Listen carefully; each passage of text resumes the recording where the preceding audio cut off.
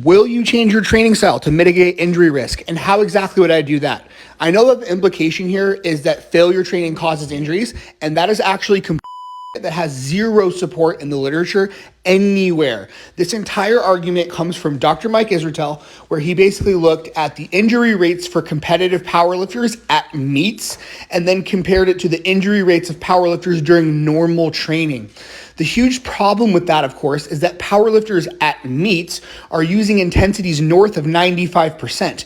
In fact, they're even using intensities north of 100% of their 1 rep maximum because they actually fail lifts on the platform. A bodybuilder using failure training and normal training is probably going to be using intensities at less than 80%, meaning they're getting 8 or more reps. So again, these are not comparable situations, and it's far more likely that the increased injury rates are due to attempting maximal weights above 95% and not training to failure. This is a argument.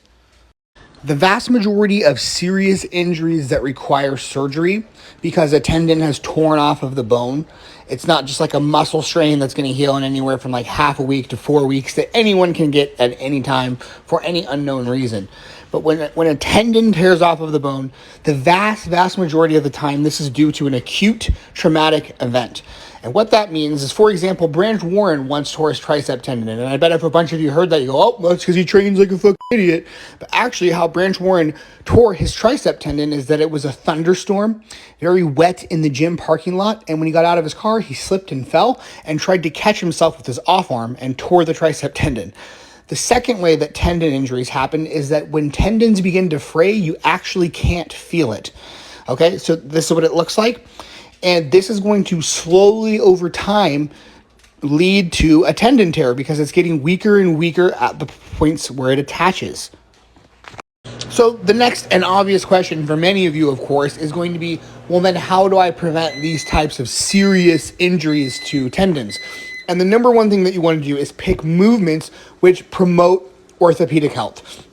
And the number one factor there is, of course, picking things that actually align well. So instead of doing a preacher curl, for example, with a fixed handle, you could do a preacher curl with a dumbbell or a cable preacher curl with a D handle that allows you freedom at the wrist so that you can align your wrist, elbow, and shoulder in a way that's perfect for your current mobility. Instead of doing things like pull downs with a fixed bar, you can do pull downs with D handles, which allows that same degree of rotation, or use things like the Angles 90 handles. However, that's only going to go so far as well. You don't want to train through pain and discomfort in your joints and tendons, and you want to make sure that you're taking adequate deloads and active rests each year. Micro trauma to tendons can really only be healed with adequate breaks from heavy loads and with complete time off. So I would say, as a good rule of thumb, most people should be shooting for 3 to 4 weeks per year of a complete break from the gym, an active rest. Now, that doesn't mean you have to do it all at once. You don't have to take a full month off in a row, but something like every 12 to 16 weeks after your deload, you should take a week completely off of training. Second, of course, is making sure that you actually do deloads in the first place, especially if you're using a lower volume style of training where joint pain actually becomes the main reason that you need to deload more than loss of performance. Don't ignore joint pain and load up on ibuprofen and other anti-inflammatories to train through it, as that is, on top of steroid use, also going to be an independent risk factor for injuries like this. And again, I'll say it, steroids are an independent risk factor for these types of injuries. You have to understand that being enhanced and being at the strength level that I'm at carries a far greater risk than most of you will ever be exposed to in your training. Very often, the people who go, wow, you're injured so often, why don't you train differently, are people whom, no offense, but I bench your squat work sets or more.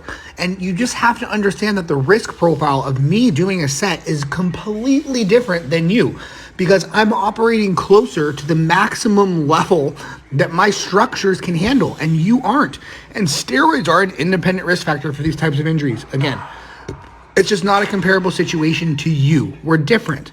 When you also get to the point where you're doing 4-plate presses and 5 and 6 plate squat patterns and 6 and 7 plate deadlift patterns, and you're managing to do all of that on a regular basis every single week without picking up minor tweaks throughout the year, let me know and I'll be all ears. But until that point, realize that when I was smaller and natural, I never got hurt either. It's just a different ballgame for risk. Let's bring this all together. I wasn't prepared to get this heated about something at 9:30 in the morning. But keep in mind that as of right now, there is no hard support in the literature for failure training being more injurious than non-failure training, especially when we're talking about bodybuilding style training at 85 to 80% and below of 1 rep maximums. Second, if you are natural, you automatically have less risk for these types of injuries. Steroids are an independent risk factor for tendon injuries. 2, the number one thing that you can do is pick movements that don't hurt you. So yes, try to do things that are going to automatically have good alignment, like using implements that allow freedom at the wrist. But even if it's a fixed implement, if it doesn't hurt you, it's probably fine. Don't try to push through pain. Definitely don't use ibuprofen to mask tendonitis in the long run. And of course, make sure you're taking adequate deloads and especially time off each year to allow these types of micro traumas to heal before they get worse.